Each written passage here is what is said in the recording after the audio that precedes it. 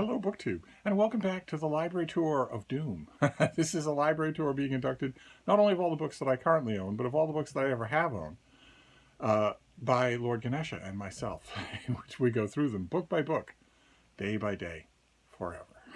And we're going back about 10, 15 years today for a work of natural history, a sad but enterprising work of natural history. This is by Douglas Chadwick, and it's called Tracking Gobi Grizzlies, Surviving Beyond the Back of Beyond.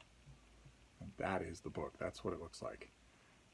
And this, as you can tell from the cover and from the title, is about the most forlorn, tiny little population of grizzly bears anywhere in the world, in the Gobi Desert. Where when Douglas Chadwick was studying them for the course of this book, some 24 Gobi Grizzlies still existed. And this book is a magnificent portrait of them. It's got great photography, first-rate, really sharp, observant natural history, and some very poetic writing. It's a very, very good piece of observational field-level natural history. The only reason I say it's a little sad, despite the author clearly believes there's hope for these animals, but they're well below the numbers that they need in order to sustain their population. So the Gobi grizzly is essentially extinct. There are 24, at the time of this book came out, there were about 24 of them still around. I wouldn't be surprised if they're all gone now. And that, this book came out a little too early for the author to really bang the drum about why that is. I'm sure that if this book came out today, the author would be all over the media about radical climate change and climate predation by humans and that sort of thing.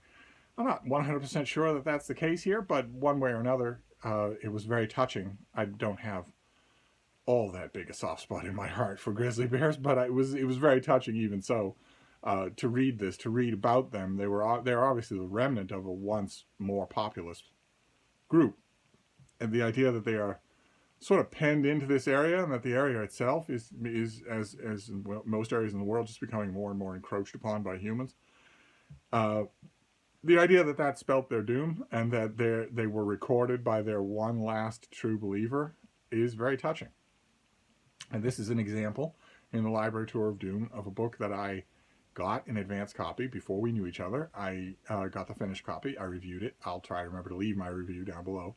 And then I got rid of it for one reason or another. And it's such a low print specialized thing that I'm pretty sure I will never see it again. Ordinarily, in a case like this, I might say the Brattle will provide, the Brattle Bookshop here in Boston. But I don't see them turning up this book anytime soon, unless it's my copy. But I don't think I gave my copy. I don't think I got rid of my copy to them. I think I sent it to another friend who is a naturalist who works with bears in the American Northeast. I'm pretty sure that I did that. I'm pretty sure that's where that ended up. I'm thinking that it went to a good home. But one way or another, that is going to be a feature in this Library Tour of Doom, is when we will go through books that I no longer own, and this is one of them. So we'll be looking at them on the iPad. That is Tracking Gobi Grizzlies. Grizz, as the author refers to. He has a boundless amount of sympathy for them, even though he's aware of how incredibly dangerous they can be.